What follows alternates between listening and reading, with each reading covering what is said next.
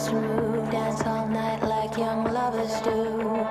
Your heart is changing. Now we don't dance like we used to. Silent disco on the floor, baby. Mr. DJ, he'll get me through. When the beat's gone, you can't save me,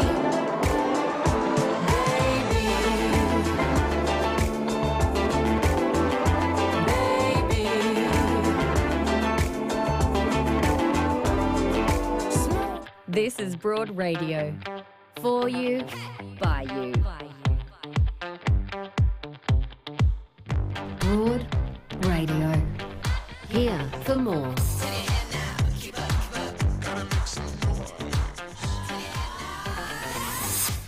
Good morning and welcome to Broad Radio. I'm Jo Stanley. My co-host today is Mignon Stewart. Hi there, Min. Hi, Jo. How are you?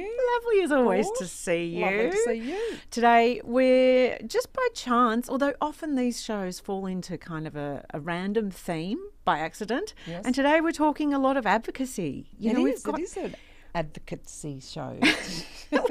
We've got women joining us who fabulous. all have, I suppose, causes that are really important to them that they have been very vocal about and speaking on behalf of people who perhaps their voices aren't heard enough. So we're talking Julie Goodwin from Masterchef is going to be joining us, but she, of course, is an ambassador for Beyond Blue. Incredible work she's doing around mental health. Michele O'Neill, president of the ACTU, will be joining us to talk about domestic violence paid leave. And we're going to be talking climate change as well with Anna Malos, who's from the ClimateWorks Centre. All very important advocacy work. Lots of good women doing lots of good things. Yeah, amazing. I salute them. And hopefully a little bit of a chat about Beyonce as well. And who, hot off the press, has changed a tune. She literally. Literally, do you like that? She has changed her tune around an ableist slur that she had in one of her lyrics. Oh, gosh. I think it was a whoops-a-daisy. Do you think? Well. I don't believe a single thing that Beyonce does is by accident. No, well, there is that, complete orchestration of everything she does. Yeah. That's true. We'll be talking about that a little later on as well.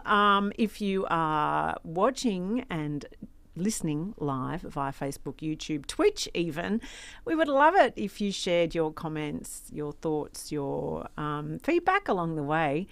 Join us in the conversation.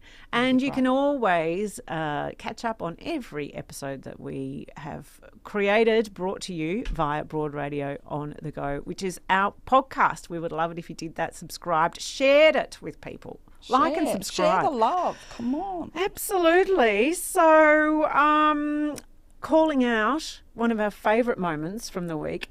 Gee, Parliament has absolutely hit the ground running this first sitting of this particular Parliament with some incredible new things that just, it feels like the action that we're witnessing highlights how much inaction we had from the previous government. Yes, but before we do the big dump on ScoMo and the coalition, I think, it's nice to raise Albo up where he belongs. I mean, he's just hit the ground running, hasn't he? That just even changing the flags behind, which I'm ashamed to admit, I sort of thought, wasn't that always the case? Why did we not have the Indigenous flag behind our leaders? Just simple little steps like that, just to be inclusive and kind. It's just staggering, as you say, how bad it was before. But let's stay with the positive, that it's Albo's really hit the ground running. It's, what is he, 61% approval rating, the highest a modern Prime Minister's had. Yeah, it's pretty... That's extraordinary. Well, and, we're perhaps seeing a version of him that we've not seen in the media before he was elected. Yeah, well, perhaps, I don't think he really had the chance to be seen. And now, and I think it's also, I find sort of warmth in learning his backstory. He's an interesting man who grew up without a father, had an abusive stepfather, single mum. She had bad rheumatoid arthritis, so she had to be on the disability pension. So he's just from that a childhood or a background that's has to be compassionate. He has to have grown up with compassion around him. He's not that silver spoon-fed type. Yes, yeah, very interesting. And we saw his friends from primary school there, Yeah. you know, on the first day, which I thought was so Yeah. beautiful to learn something about our Prime Minister in that way. It also is amazing to see the independents take their place Yes. in Parliament, and it just feels like a very different look Yes, when you see the people who is taking up their positions there. absolutely. A completely different vibe, which, as you say, I don't think we quite realised how we were so lacking in that vibe beforehand, to quote the castle. But it really is it's just everything seems so calmer and kinder. Yes. Like, let's all take a deep breath and be kind. Well, calmer and kinder, but also not so when it comes to Dr. Monique Ryan, who is a bit of a hero of mine this week, because she was speaking on behalf of, she was speaking about, you know, COVID action and what needs to happen to keep our communities safe. And of course, as is the case in Parliament, she was being shouted down by the LNP politicians there. And look at her, put your masks on. Put your masks on. I love it. Yeah, giving the old stink eye. Like, There is nothing like, I don't know, I've become that person who tells off random people Really? as I see it. Yes. We call it unsolicited feedback. right. I've got a bit of unsolicited feedback for you. And for me, What's yours? I am a repeated, slow down in the street. To a motorist? Yes. But how do they hear you? Well, they don't, I'm sure. You're just this mad woman just pointing. No, I do that actually, particularly on my suburban street. Well, that's it. In the local side, Yes. the side streets, they Yes. drive too fast. But I think it's way more fun when you actually engage with the person. Like, so if it's a pedestrian littering, I'll say, drop something, sport. Like, it's game on. Oh, I'm going to go to town on this. If you challenge me, Yeah. game on. There's So something pick it up. about well, women of a certain age, as they call us. Oh, that's nice, isn't it? Real nice. Like they're Oh, scared it's to even nice. tell us how old we are. But it's, Just you an know, old mole. you The old mole age. you step into your power and say, you know what, I'm not copying this anymore. You do, yeah. I like that, Jo. You do step into your power and you think, I'm done. Just, no, behave, be civil, be... Well, it comes with being a mother, perhaps, and if not a mother, perhaps as an aunt, or perhaps being senior in a workplace, or being a teacher, or as Dr. Monique Ryan is, a position of authority where actually put your masks on. But it's just that inner voice of, it's no longer inner, it's now outer. And we're all going to be accountable. Look out. It's outer, ladies. Anyway, so we're loving that. It's a very refreshing change to see our Parliament, and we await some really exciting things, things like the Uluru Statement from the Heart and climate change action. And yes, we'll be speaking with Michele O'Neill a little later on. We'll talk about the paid domestic violence Yes. leave as well. All these huge shifts. Massive. About time. Well, it's a big show, so let's get into our very first guest. I first interviewed this woman in 2009. Spring chicken we were, and I am quite obsessed with her. I don't think you get someone more warm and loving and kind on television. She's just a delight. You would remember her from Masterchef, and it was great to see her back in the kitchen this year. Julie Goodwin, hello. Hello, good morning. Oh, Jules, it's so lovely to see you. You have had such an extraordinary career, can I say, because you've done radio, of course, the cooking, and you're a best-selling author. You've got your own business, the telly. I mean, are you like me in that sometimes you look back at the opportunities you have and you just can't quite believe this is the life you've been given? Daily. I still pinch myself every day. It's honestly, I laugh with my husband, so it's like this Forrest Gump kind of life. Like this stuff just keeps popping up. It's so unexpected and so otherworldly, So yeah, absolutely. I can't believe, the path that I've been allowed to tread. How would your life have panned out if it wasn't for that initial MasterChef show, Victor? Well, I was working with my husband in our IT business. So my initial background is I was a youth worker, so I was doing youth work, but then I had a family, and so I stopped work to look after my little boys. And then Mick and I started an IT business, so I was working in that. I know nothing about IT, don't get me wrong, but I was doing other things in the business other than helping people with that side of things. But I knew that that wasn't my passion. In my mind, I was probably going to head back towards the youth work side of things, but we're only a few years into that business when Masterchef happened, and things took a wild kind of a dog leg from there. It's Fabulous. well deserved. I mean, it's not by fluke. You are, I think, one of the most natural people to see on television, and you share so much of yourself, and you're a bloody good cook. Talented. So, I still have that very first cookbook of yours, and I love your meatballs in that, I have to say. Gina's meatballs, yeah. I love those meatballs. Love your meatballs. Yeah. Yeah. But we were talking before the show today about, cooking triumphs and fails. Min, my friend here, has mastered the pavlova. I've mastered the pavlova, I must say. Brilliant. And having lived in America for 4 years, that was the dessert to bring out to every function, and every American I served it to loved it. So They well and would truly. love it. Yes, yeah, it's a real treat over there. Total treat over there, I'd say. I must say, I confessed to Jo when I was young and stupid. I made my first pav, followed everything, and then I put it in the oven with the roast. I thought I'll just do two things at once. Yeah. See, Epic fail. multitasking always going to be our undoing, isn't it? No, you don't put a pav in the oven with a roast. Have you had any huge mishaps cooking-wise? I've had so many, and a lot of them have been on television. Live TV. Sticky date I've puddings. never had disasters. Never. Well, yes. Thank you for bringing that up. I've been trying to block that, but I've had cakes that didn't cook. I put a 4-kilogram fish in the oven at one stage. Of course, that was never going to cook. Only had 3/4 of an hour. So yeah, I've had plenty of disasters, and none more so than on MasterChef, because of the situation that you're in, the pressure that you're under, and the inability to write things because they won't give you time to do that.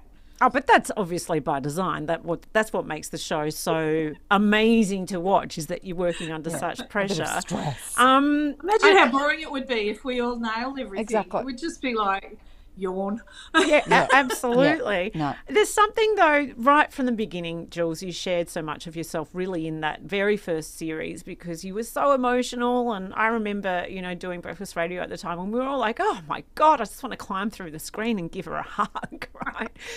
And now you have become extremely raw and vulnerable in sharing your battles with mental health, which it feels incredibly courageous, but also very, very powerful. How has it been for you, and why did you make that choice to share that story, that part of yourself? I think that part of the decision to share it was the knowledge that it would not remain private anyway. Things have a way of coming out, and so I just thought, well, rather than let some horrible online tabloid choose the way this is shared, I will share it myself. And then going back on to MasterChef, and they were, the production team were absolutely beautiful, and it was a big decision to go because I was not well. I wasn't back to being in a good place when I was actually asked to do that. And so I sort of said to them, I don't know how I'm going to go on this. I need to reserve the right to be able to walk away if I'm not coping, because I don't want to go back to being very, very unwell. And they were cool with that, and they said, and it's completely up to you whether or not we discuss it or whether we don't discuss it on the program. But I cried so much, I felt like I had to. I'm obviously coming across as quite unhinged, so I might as well just tell, and as I'd already sort of come out and mentioned that had happened a couple of years prior, but it had been a really, really big couple of years trying to find my way, and yeah, so it was all still going on when I started Masterchef, you know, that trying to get, well, still going on. It will be going on, I think, for the rest of my life, that finding of that balance and the maintaining of it and all the things you have to do to maintain it. So, yeah, it was there was a big outpouring of love and support when I first came out and spoke about it. But I've also come to the understanding of why it is a hard thing to speak about as well, because for the people that come out with support and say, oh, that's great, and we need to remove the stigma, there are also the people that go, yeah, okay, that's fine and that's nice. Can we move on now? It's a bit boring. It's a bit much. Could you stop the tears? Could you, we've had enough of the sob story. Can we just get on with the show? Really? I'm surprised to hear that. Yeah, I was actually a bit surprised about it too, but it actually clunked into place as making sense as to why it is actually hard to come out and talk about it, because in the first instance it's like, oh wow, that's brave, that's open, that's vulnerable, but then it doesn't end there. You don't say it out loud and then you're fixed and you can carry on your merry way. You actually, it's messy and inconvenient, and it's boring and it's painful, and it's all of those things, not just for the person going through it, but for everybody around them. And for anyone who's on the outside of that looking in, it's just like, oh, pick yourself up, will you? Move on. Look what you've got to be grateful for. Look at your blessings and all of those things. So I completely understand the sentiment, but it's not what fixes it. No, it's not reality. Yeah. To fixing it. So how important do you think it is that someone with your profile does talk about it? And yes, there may be the naysayers, but surely the positive in what you're doing, it far outweighs that. 100%. I'm happy to take those slings and arrows on board. That's part of what it is to be sort of in a bit of a public role, I guess. But the upside of that and the privilege of that is the people that have reached out to me and said, thank you so much, it's helped my family to understand what I'm going through, or it's helped me to talk about it, or I have gone and sought help, or I finally understand something about myself and how I respond to things. It is just an enormous privilege to be in a position to be able to speak about something like that. You say that people just had no idea that you were dealing with anxiety and depression, and probably put on a really good public face. For your family as well, would you say? Yeah, look, my family were the first to really understand the struggles, because basically, and Jo, you know what it's like, Brekkie Radio is incredibly taxing. Brutal. So I was doing Brekkie Radio, I was running a business, I was doing all the other things that Masterchef required of me, post Masterchef life required of me, and still trying to keep my family going, and all the things. And at the end of the day, I would get home and I would have given everything I had, and like starting the day at early in the morning and having to be on, regardless of what you're going through, you've got to be on, and you've got to be happy, and you've got to be. There's no bad mornings. You can't just sort of have a cup of coffee, put your sunnies on, and hide in a corner when you're on breakfast radio. You've got to be the person who's up and at 'em for everybody around you. And sometimes I would get home at night and I had nothing left for my family, nothing left whatsoever. I couldn't arrange my face into the expression of a smile for my own husband and my own children, my own dogs. That's where I got to. And that constant pressure of having to present a certain face to the world is part of what took me down. Yeah. Gosh, I'm having quite a reaction to the way you described breakfast radio then, I have to say. Like trauma central. It's a little bit triggering. Yeah. But I love that you also, I don't know whether you chose to walk away, but you took the power to say, I'm going to do what's right for my health right now, which I think a lot of people feel like you can't, as you say, you should be grateful. You've got this amazing opportunity. Why aren't you loving life? There's a real, I think, shame around that sometimes.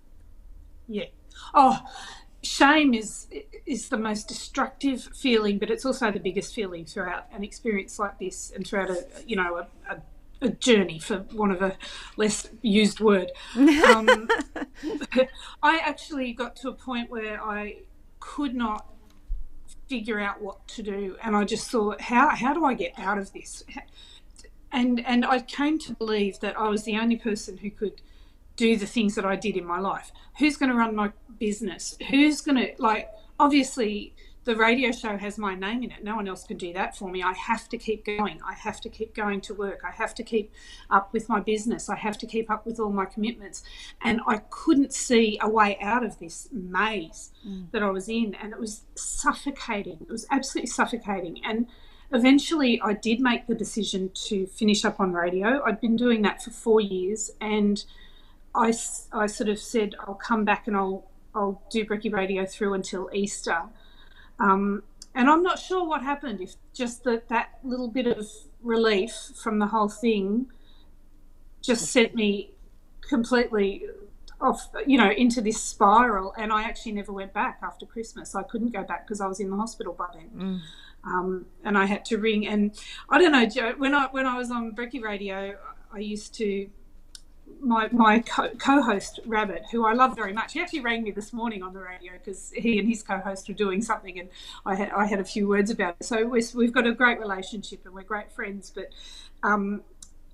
those 3 hours from 6 till 9, we had what we called the show zone, where it was uplifting, it was positive, it was inclusive, it was friendly, and all of those things. But if you're having a bad morning, I would say to him, we'd debrief before we went on air, and I'd say to him, I'm putting it in the box. I'm putting it in the box until 9 o'clock. We can talk more about it after 9 o'clock.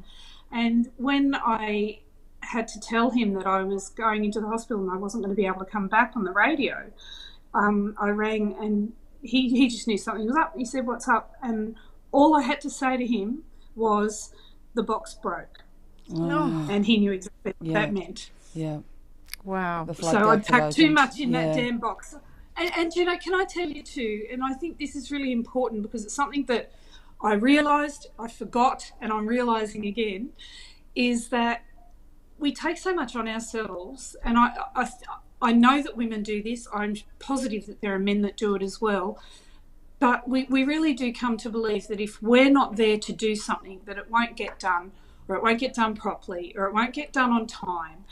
And my experience of actually having to disappear out of my life, out of my radio show, out of my cooking school, out of my family home, out of my friendships, I had to disappear because I was put away for a little while. People step up and they take over and they do a great job. And, sometimes they shine, and sometimes they love the fact that they've been asked to do something instead of having everything done for them. And that was a revelation to me that, for the narcissistic part of me was a bit offended that life went on. But you know what? Life goes on. It does. Life goes on. And I've learned that it's really a good thing to make yourself vulnerable and ask for help, because then it gives people the opportunity to do something that perhaps they're desperate to do, that they're going to really be blessed by. And I'm sure we've all been asked to do something to help another friend, and it makes you feel good. Yeah. It's a win-win. You're helping the person and you feel good to help. Yes. So you're working with Beyond Blue. The campaign is Big Blue Table. Very briefly, can you explain exactly what that is? Certainly can. So it's happening in the first week of October, which is Mental Health Month. And the idea is that you bring people together around the table. So it's absolutely, it shoots right to the heart of what I believe is that sharing a meal around a table is one of the best things you can do for your mental health. In my family, we have always gone around the table with highlight of the day, but these days we also check in and say, how's your head? And that's with my adult sons, and we all talk very openly about it. So the idea is you sign up, you be a host, you ask for a donation, and that gets donated to Beyond Blue, which provides free counselling and support for people 24/7 for Australians. So it's an absolutely beautiful service. It's a very necessary service. It's a life-saving service. And for me, I think this is the most wonderful way to raise funds for it in a very real and true, sharing, caring, bringing people together, combating isolation, and just putting those conversations right out on the table where they belong. Yeah. Well, that custom of breaking bread, I mean, it goes back centuries, doesn't it? So it's just drawing in on that and trying to put aside our busy schedules and just come to the table and say, how are you? Yeah. It's at the centre of everything. Every celebration, every culture, it's at the centre of everything. I love it. I tell you what, I wish I could promise the kind of meal that you would provide, Jules. If I invite people to my big blue table, I'll bring a pavlova. How's that? You bring a pavlova. I'll make Julie's. Take the pressure off yourself. Make it a potluck. Yes, there you go. You do And the Julie, I will You make don't have to do everything. I'll make your meatballs, Jules. So Excellent. we're winning there. Thank you so much for all that you've done. I love being vulnerable. Yeah, I love the work that you've done most recently as far as mental health is concerned. But of course, I have really enjoyed watching you every step of the way, Jules. So thank you so much. Thank you so much. Lovely to talk to you. Thanks, Julie. See you.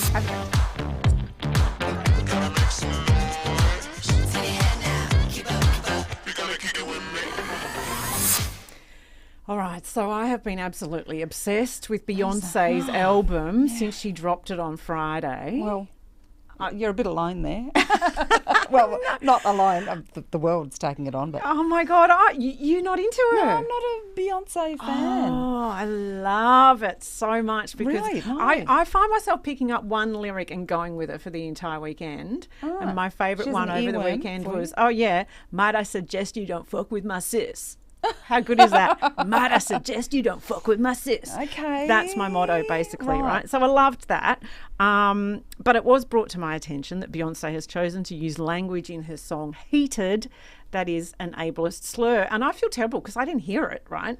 But I have old lady ears. Yeah, no. But you don't hear lyrics until you sit there and read the old album covers, of which they don't do. So you have to actively go to the internet and look up lyrics now. That's right. And my ear, I don't they talk so fast and Yeah. I'm a little bit kind of slightly deaf and also extremely just daggy, right? I can't I know. sort of Look hear at you. it. You're Look just at one me. big dag over there. Anyway, the woman who brought it to my attention was via her story in The Guardian, and it was someone who has fought this battle already with Lizzo.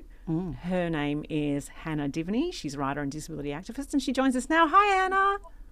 Hi, Jo. Hi, everyone. It's so good to be here. Hi, Hannah. I'm so pleased that you're able to join us.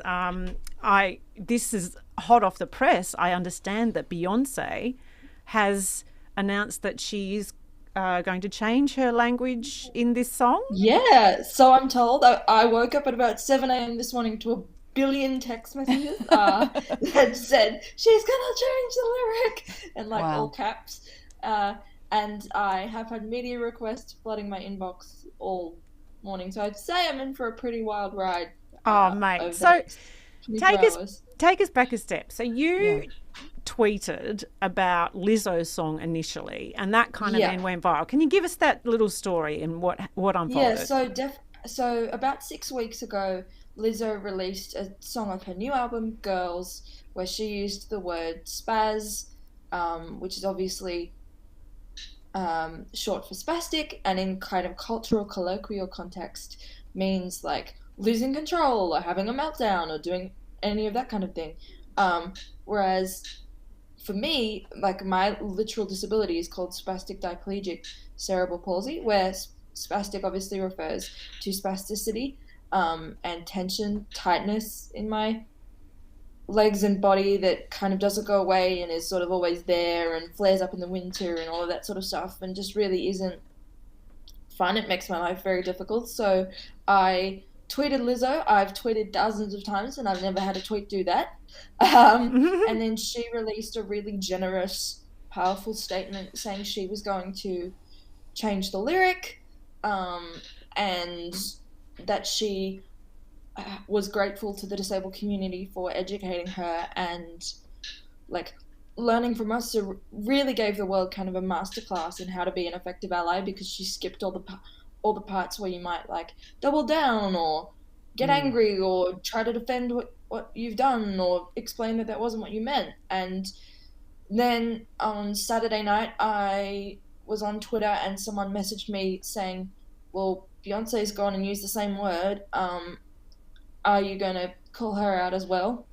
And obviously, like, Joe, you mentioned this before, the entire world has been listening to Beyonce's album. So calling out Beyonce definitely feels like a step above. Yes. And kind of this sort of unreachable, terrifying goal, because obviously she also has an extremely passionate fan base, and they have not necessarily been very happy with me. Oh, jeez. But it's okay because she's changed the lyric and she's learned, and hopefully because she kind of creates a blueprint that the whole music industry follows, people will now just avoid that word out of sheer terror of the storm that might follow, and I won't have to have this conversation again. What do songwriters, what onus is on them to be careful with their lyrics, though? Where do we draw the line? I know we're talking about one word in particular with two artists, but if you do stop and look at lyrics, the rappers' lyrics are just toxic. There is all sorts of offensive, toxic language used. I personally obviously don't necessarily feel like I can speak to that, because I'm obviously a white woman, and hip hop and that is obviously dominated by African American artists, and I don't want to speak for the way that they express themselves. But for me personally, I feel like if you're using slurs that actively impact a marginalized community negatively, that should probably be something you take out of your lyrics. Would I prefer that artists everywhere use better lyrics when talking about women in general? For sure, but I know that that is not something that I'm ever gonna I guess win on, so I'll just take the wins for my community and try and get disabled people to be more accepted. Broadly speaking. You must be astounded and impressed that Beyonce has sort of reneged on this particular word or lyric. Yeah, I definitely wasn't expecting that. I think Beyonce over the years has been elevated to such a significant kind of cultural status, and such a sort of untouchable place in pop culture that I really didn't know what to expect. I hoped, because the tweet was getting a lot of attention and people were tagging her, and obviously there's been some very heated discussions going on in my Twitter mentions, but I'm just really grateful that she heard where we were coming from and decided to be an ally and just change the lyric, and to her credit didn't try and defend or excuse what she'd done either. So Hannah, you made the point in your story that I read yesterday that you felt exhausted and sad that here we are again, and that kind of broke my heart, because I know that you must, and everyone in your community must every day have to face this kind of ableist language and hurtful language. What do you say to people who say, "Oh, just get over it, it's just a word"?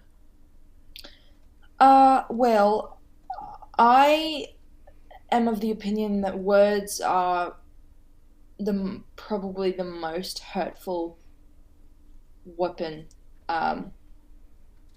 we have in everyday life, that all of us can easily use. I am a writer, so I understand the power of words when they're used for good, and the power of words when they're used in a way that can effectively give me a window into someone's experience. So I guess the flip side of that is I equally understand how much they can hurt when they're either unintentionally or intentionally weaponized. And I think, unfortunately for the disabled community at large, we are still very much kind of waiting on the reckoning, I guess, that a lot of other marginalized communities have started to have. There's a lot of room for disabled people to become more accepted, and there's a lot of work to be done in terms of giving people with disabilities the most rich, kind of powerful lives that they can have. There's obviously a huge amount of work still to be done. Yeah. Well, I guess it's wonderful that you're doing this work, and we're grateful to you, but we also want to surround ourselves with you as allies in this Thank you work. so much. I really appreciate that. And based on the state of my social media at the moment, that means more than I can say. Yeah. Oh, it hurts me that you're getting people saying unpleasant, awful things to you as well, because that seems to me like you're not getting it. Like they're just not getting it. Penny's not dropping. Just got to keep at it though. That's yeah, but what can you language do, matters. Jo? What can you You can do? tweet, and then you get change. That's what you've done. You have done that, and also you just block. Yeah, that's my favourite button at the moment. Yeah, I love it too. Well, it's wonderful what you've done, and what a great triumph really for both Beyonce and Lizzo to change their lyrics. So good on you, Hannah, and thanks for joining us at such late notice on the show. Well done, you, Hannah. Thank you for having me. I really appreciate the opportunity. Yeah, and have a great day with all those conversations that you're having. Yeah, I should definitely have a day to remember, I think. Yeah, great. Okay. Well, we're with you. All right. Thanks, Thank you. My workout routine comes with me wherever I go, and so does Bondi Protein. It gives me the post-workout nutrients I need. Fuel your body with Australian-made Bondi Protein. Broad Radio. Talking inspo we love, info we need, and sharing more of us. Watch and listen live every Tuesday 9 a.m. Australian Eastern Daylight Savings Time at broadradio.com.au, or find us on Facebook, Twitter, YouTube and LinkedIn at Broad Radio Oz. Talk to us live. Call on 1300 8 Broad. Catch up on demand anytime, anywhere, every time, everywhere. On the train, we'll be here. 2 a.m. existential crisis, we've got you covered. Broad Radio, here for more. Well, last week, in only the first sitting of the new Parliament, Australia's first domestic violence paid leave bill was introduced. It was a very emotional moment, especially for those gathered outside Parliament House that morning and in the gallery as well. Women who had campaigned long and hard for that legislation. And one of those women is President of ACTU, Michele O'Neill, who joins us now. Hi there, Michele. Hi, Jo. Hi, Min. Hi, Michele. How are you? I'm very good, thanks. I'm sure you are. And really pleased to be talking to you about this. Oh, look, congratulations on coming this far with what is life-changing legislation.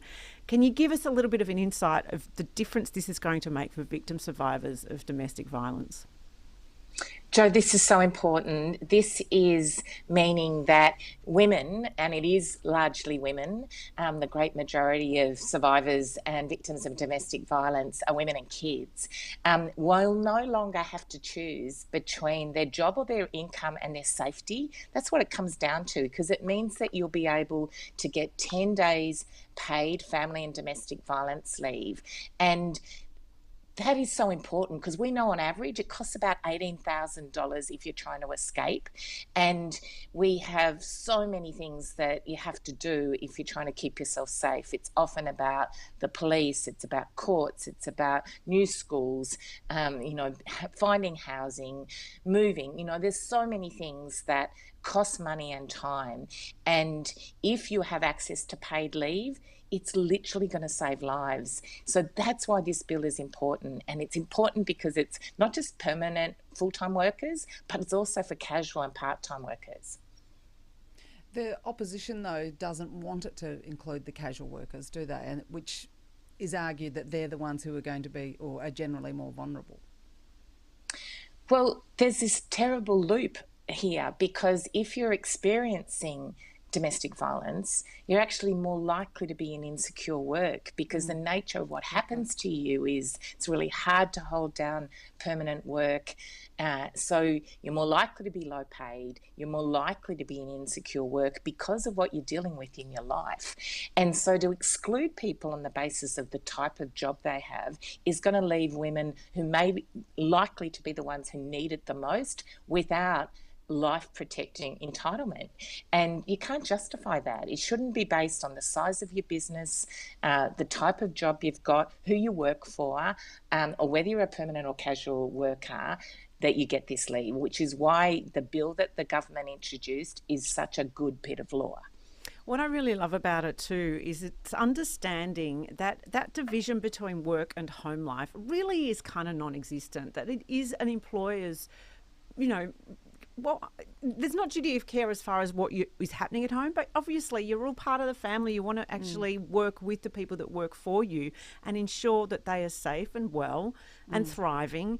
And really, I love that it kind of creates that community and getting around those who are experiencing family violence. Look, it's interesting, Jo, because one of the things that some other people said is, oh, what about small businesses? How can they afford this? But when I've spoken to a whole lot of small businesses, they say, look, we know what's going on in the people who work for us lives, because we are a small business, and it's a lot harder to hide really the reality of domestic violence in a smaller workplace. And they say, we already do this, like it's basic humanity that you would give people paid time to deal with a crisis in their life. And that's what I would hope most employers would do, whether this law was there or not. But unfortunately, we know that's not the case. I've got a terrible personal story of when I was a union organiser in a clothing factory in Geelong, actually, and the members contacted me to say, Michele, we've got this terrible thing, we don't know what to do, because one of their co-workers had repeatedly been turning up to work and telling them about what was happening and what her husband had been doing to her. They'd supported her as much as they could, but she'd used up all her leave, all her sick leave, no leave left, nothing. And she went to the boss and said, I need time to get out, I need some time, I need some money and time to do this. And he said, you've used all your leave, you can't have any more paid time, and wouldn't give it to her. And then the very next week she just stopped turning up for work. And the workers tried to contact her, couldn't get her, went round to her house, couldn't find her. And by the time they talked to me, it was like a few days later, and we just couldn't find her. Like, those workers never found her again. Now, I hope that she escaped and got out of there. But the fact that she was faced with that wicked choice for her and her kids is just unfathomable, isn't it? So that's why it's important. And it is a really, we know that economic issues are so critical, because often if you're experiencing violence, one of the ways that you experience that is that control of your finances, that you don't always have, access to the bank's accounts, that those elements of violence that are to do with the control of money is now better understood than it used to be. So again, the more we know this is life-saving and important. And she was putting up, in that Geelong case, putting her hand up for help. That was her cry for help, help. And then it had to be, well, arguably didn't, but, it was ignored by her boss. Yeah. But Michele, I've heard some critics say, and this is macabre to me, and clearly I don't agree with it, but that this could give solace to the perpetrator, saying, well, yes, I've lashed out, but they're now going to get paid. And obviously that's a macabre thought process, but these people aren't normal who are abusing their partners. So do you have any response to that, the people who say, well, they'll get solace in the fact that their partners are now being paid? Wow. I mean, I just find that breathtaking, really, that anyone would think like that. I think what we know is that one of the reasons if you're experiencing violence, you need access to leave, is to get support, to get advice, to help leave if you can. and to see people like services that are available, support services, police, courts, lawyers. So I don't accept that. I think it actually gives women more choices. It gives you more options to know that you can take the time without it being obvious to the partner that you're not at work. See, that's the other thing. If you have paid time off, you don't have to disclose you're not at work. And that's a really important escape path. Because if you disclose you're not, oh, I'm not going to work, or I didn't get paid because I went to the police, like that's a risk factor in itself. I didn't get paid because I went to a lawyer. That's a risk factor. So I think the opposite is true, that it actually provides a sort of safe path to deal with what you have to deal with and get the support and advice you need. And perhaps it indicates how family violence is so misunderstood in so many ways by sometimes surprisingly high levels of society. What has the campaigning been like for you, Michele? Has there been opposition along the way? Has it been difficult? Well, the first thing I want to say is this is an extraordinary Australian story of what unions do and what a massive difference it makes for people to stick together and campaign and win something. This campaign actually started 12 years ago, and it was union members at the Surf Coast Shire, again in Geelong by coincidence, who won the very first paid family and domestic violence leave, not just in Australia, but in the world, which is extraordinary to think about, isn't it? And they won that in an enterprise agreement by negotiating it. They actually won 20 days in an enterprise agreement and negotiating it with the Shire, with the council, to make it available to workers. Just some strong, determined women arguing and winning that. And then it started to spread. Like once the unions started talking about it, then unions around the country, and not just unions which are dominated by women, where the majority of members and workers in the industries are women, but it started in those, but then it spread to really male-dominated industries and sectors as well. So over the last 11 years, nearly 12 years, we've seen nearly 1 in 3 agreements cover women with pay, or people who need it, with paid family and domestic violence leave. And so this campaign kept going, and then we tried to win it in the law by going to the Fair Work Commission and say, okay, let's make this available for everybody. And we only got 5 days unpaid, and we all, from this conversation, you know why paid is so critical. A good win, but not enough. So then we went back this year and won 10 days paid for what's called the award, which covers about 1 in 4 workers who were covered by awards. And then this decision, which we, convinced and got the support of Labor when they were in opposition, this new law spreads it and makes it universal to everybody. So it's an amazing story of never giving up, winning it workplace by workplace, keep making the public arguments, and then having a government elected that's prepared to do it and get it introduced to Parliament. That's why it was so emotional just seeing those photos that were up there last week, when a lot of the women who'd been campaigning for this and good men who'd been supporting them were out the front of Parliament House to commemorate everyone who'd lost their life, but also to celebrate the introduction of it. It's been introduced. What's the next step? It's not passed yet, is it? No. So now it goes, it's got to go to the Senate, which will happen hopefully in September. And then the Senate has to vote on this. Sometimes the Senate sends things off to inquiries. I hope that they don't see the need for this. There's been so many inquiries, Jo and Min, and just so recently the Fair Work Commission making their decision.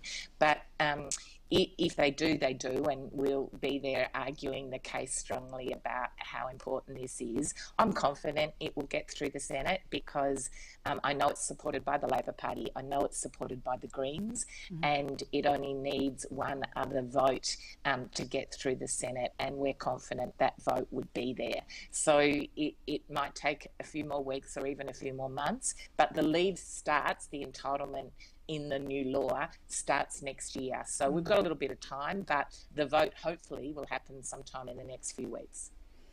Well, I know it was incredibly emotional in Canberra, and I saw the images of the laying of tulips in memory of people who have lost their lives to family violence. It was just incredible, and I imagine you've had lots of women reach out to you who have shared their story, Michele.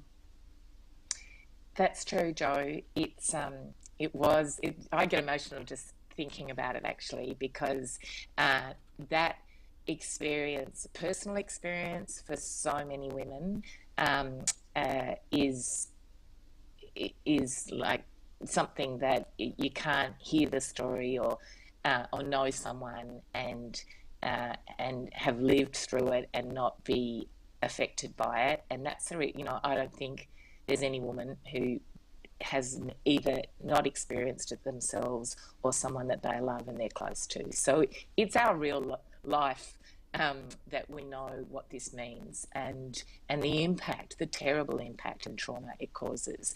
And then, so a lot of women have talked to me about how important this is and how they just can't really believe that it's finally happening.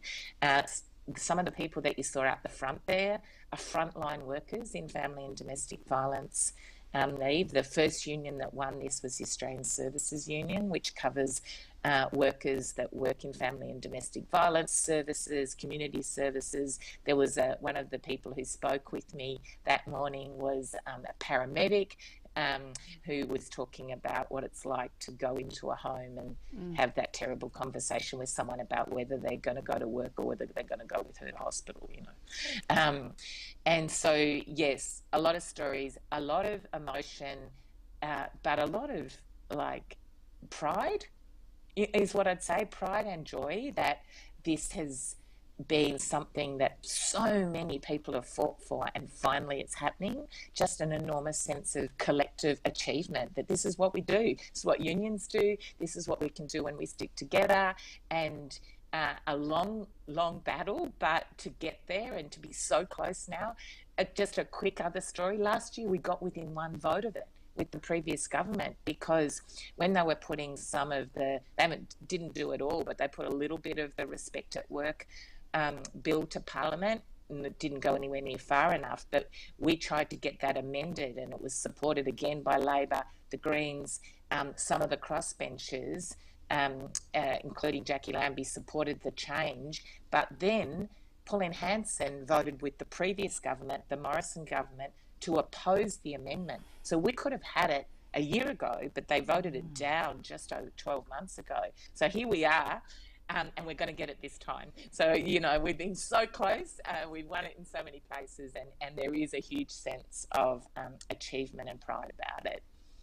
Tremendous achievement, Michele. Incredible. And thank you for your resilience and your persistence, because it is life-changing and indeed life-saving for so many women, as you say. Thank you so much, Michele, for joining us from Canberra. I know you're off to another very busy day. I am, and thanks so much for following up this and for your support, Jo and Min. Really appreciate it. And I just want to acknowledge every single woman, every single person who did so much to win this. You never win something alone. It's that huge collective effort. So thanks for that. Thanks, Michele. You have a great day. See you, Michele. You too.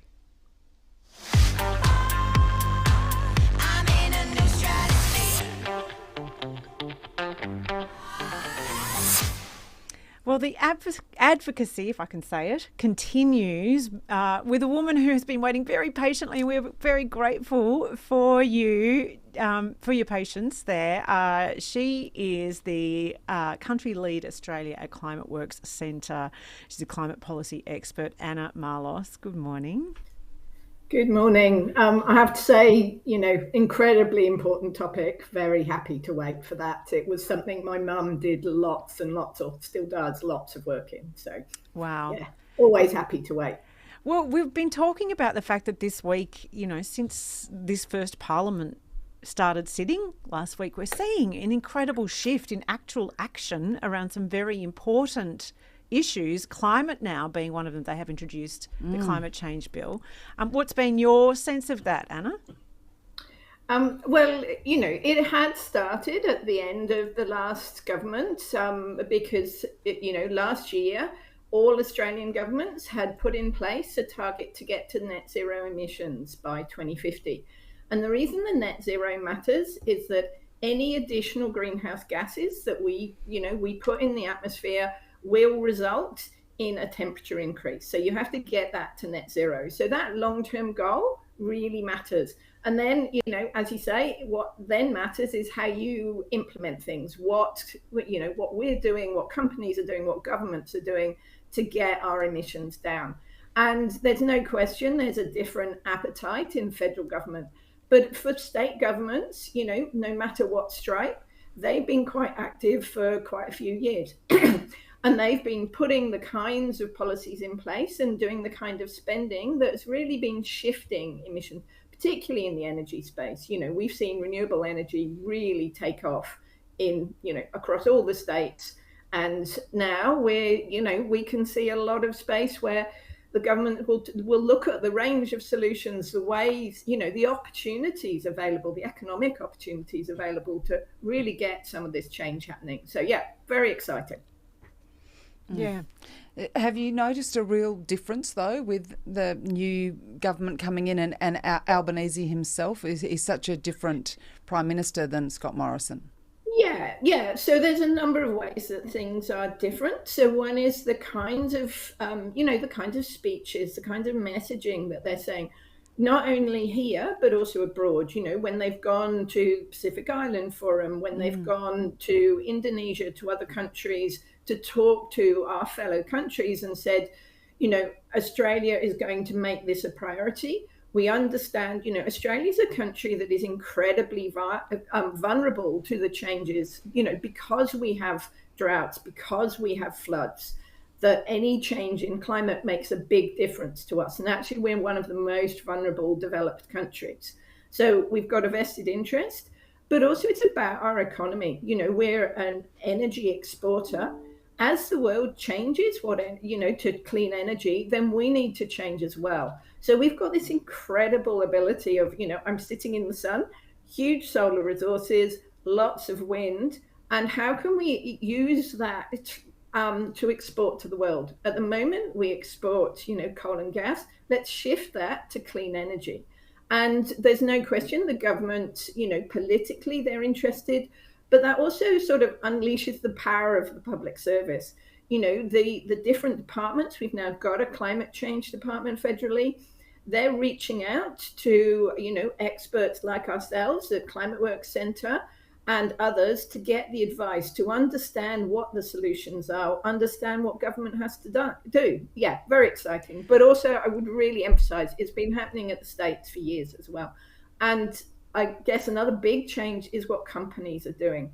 Because companies are now under pressure to reduce their emissions, to use clean energy, to produce clean green products, then, they're changing, they're putting in plans for how to get to net zero. And that changes what we can buy, so now all these things, you may have wanted to be a green consumer, but now those products are available.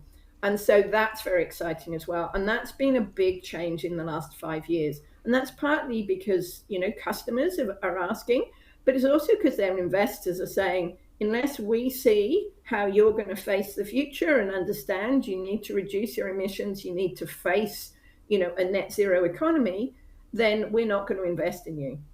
So it's, at the moment, there's some really good kind of virtuous circles going on. It's a big challenge. I would never underestimate the challenge, but yeah, lots of changes.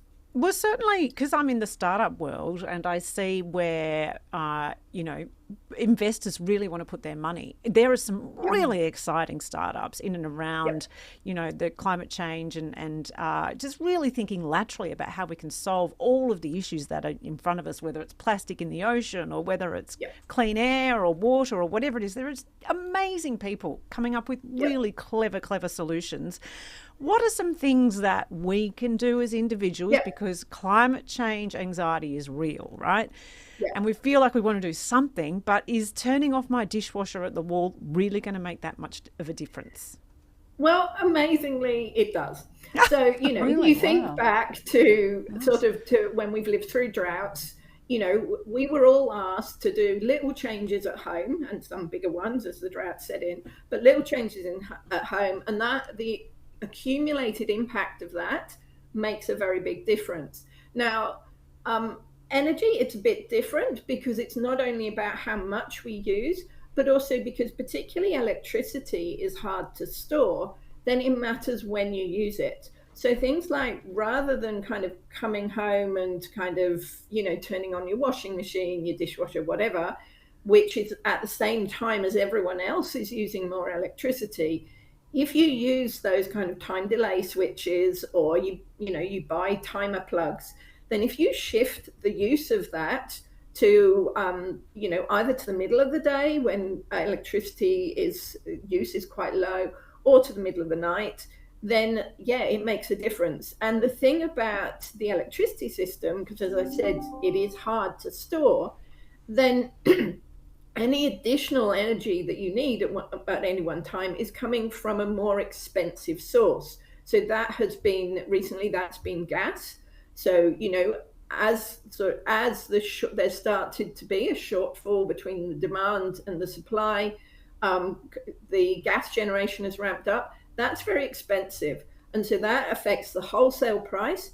And eventually that feeds through to the price that we pay as sort of end-use consumers. So it sounds ridiculous, but it's about everyone doing it.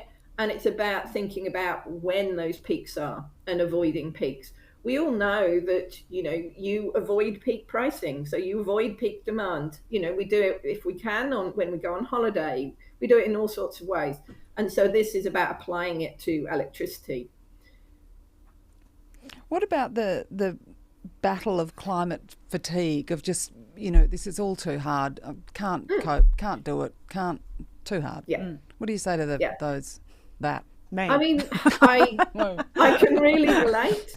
I've been doing this in various ways for decades. What I would say is focus on the bits you can do. This is true for anything about mental health, is take it down to something small. And, we can do things in our homes like, weather sealing. And it sounds ridiculous, but, door snakes, putting those brushes along the bottom of your doors. Or in winter, if you've got, I live in a rental house, and in my bathroom and in my toilet, I've got a permanent gap. In summer, that's fine. In winter, I use double-sided sticky tape and kind of any old plastic, bubble wrap, whatever, and tape up the gap. And it sounds silly, but it makes a lot of difference to comfort and therefore health, but also it makes a difference to the energy we need. So you can do little things like that. You can put up blinds, in summer, outdoor blinds, ideally. In winter, it's about having good, heavy, whether it's curtains, the things that you can just see one in the background that go across the top of your window, your pelmets. Actually, those things make a difference. It's a very unattractive. Whether we like them or not, it's another matter. But and if you think about it, it's just physics. So next to your window, you've got your curtain, and the air is rising, and so the pelmet sits across the top, just blocks it. So little things can make a difference. It feels like kind of very old school sort of stuff, like in a way that we've evolved away from the way our grandparents lived, and it's a shame. We've got to go back to those really sensible We're things. We're a wasteful generation. Oh, totally. My grandma would say, just put a jumper on. Yeah. I mean, put a beanie on. Jumper Go to bed with a beanie and socks. And I think for me too is the shift around the negativity and feeling a bit defeated to now understanding the great opportunity and the positivity around the message that we could be a renewable energy superpower. How exciting is that? It is exciting. And Australia really does, we've got these big challenges I've talked about, but wow, the opportunities, so it's the best country in the world for solar, up there in terms of wind. And then we've also got these things called critical minerals, so lithium, copper, all of them, that actually the kind of economy, the kinds of technologies we're going to need in the future, they're going to be mined here. So yes, we'll have to move away from mining coal. And that matters a lot for those communities. And you have to work out how to give those people, access to jobs, how to train them in new skills. But some of it is just you're mining one thing, you're mining another thing. And, I'm not underestimating that for some communities, that's a big shift, and that has to be supported by the companies they work for, by governments, by, all layers of government. But what's there to be grasped, those opportunities, they're huge. And any of the studies about how Australia can do in the future, if we transition now, if we start now, we can get there. Yeah. Anna, just before you go, I have one quick question, because Stacey, who's watching at the moment, brings up a point around the peaks of electricity and people working from home. Is there a way for us to know where the peaks and troughs are, given now it's not really that sort of 9 to 5 work day that we're used to? Yeah. Good point.